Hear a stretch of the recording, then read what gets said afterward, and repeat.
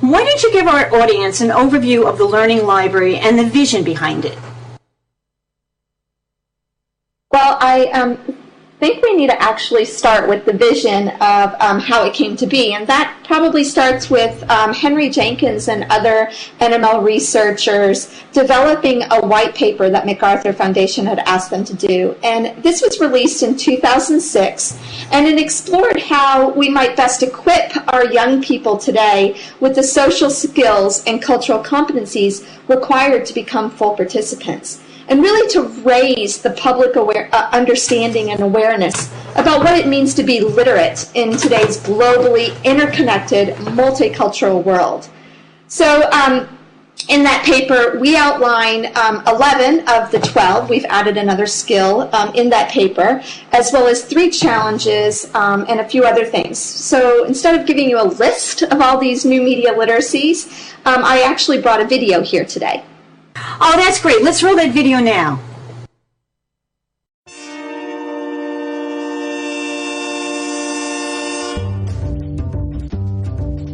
The new media literacies are a set of skills that everybody needs to deal with our culture today. To function in the current media environment. With the internet, with cell phones. How to interact with information and with culture. With just the pace of life, which is very different now than it was 20 years ago.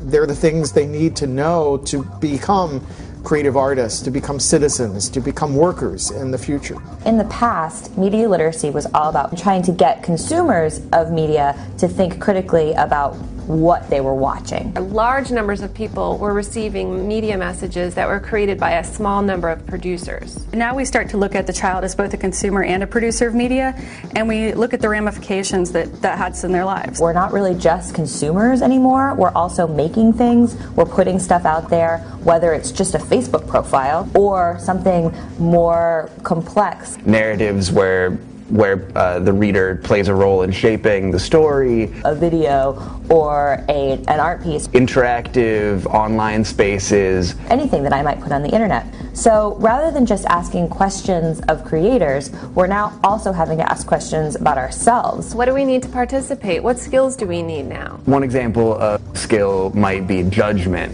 where you find some information online and you need to be able to decide whether that information is reliable or not. Negotiation means knowing how to enter into different groups and different spaces and knowing how to understand what the different norms are. Appropriation, how do I remix and sample content in a meaningful way? One of my favorite skills is play, which we define as the capacity to experiment with your surroundings as a form of problem solving. Transmedia navigation. Simulation. Collective intelligence. Performance. Distributed cognition. And visualization. Multitasking. They're not just skills for the classroom, and they're not just skills for the workplace. They're skills that involve creative expression. They're skills that involve citizenship. They're skills that connect people together at something larger than the individual levels. Learning new skills, new competencies to make really great things and be full participants.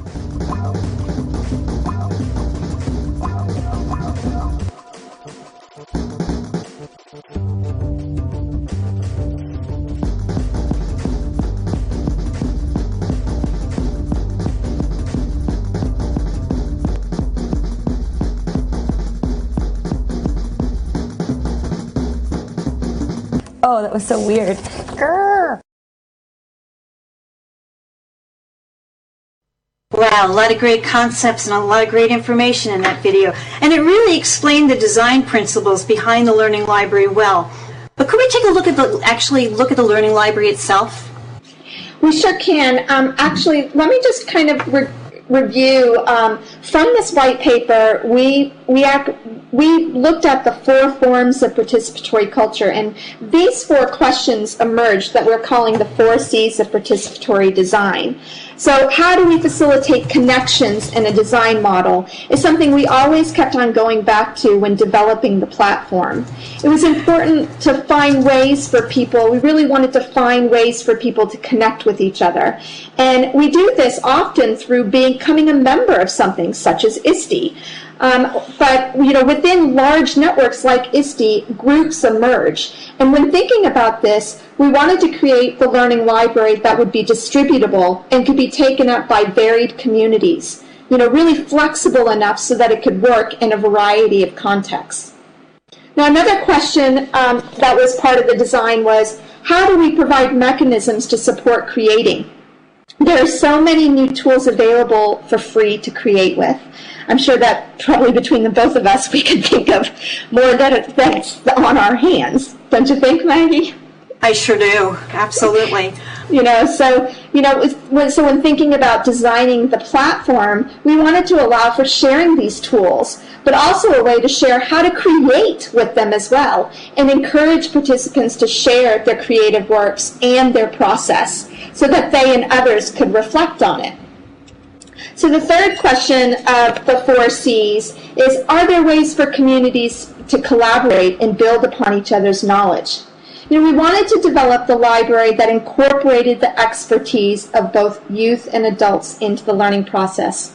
As an educator myself, I am always learning from kids. And the reward is for the input, for what we share and add to the network. It's our motivation for contributing and building upon each other's knowledge is what is part of the learning process. And we wanted an environment that was transparent in design in hopes of building upon the different organizations' expertise or the different expertise of each individual so that we stop reinventing the wheel. And the last question of what the Learning Library was designed on is, have we created transparency for media to circulate? Here we are creating a platform that allows all this media to be embedded into it.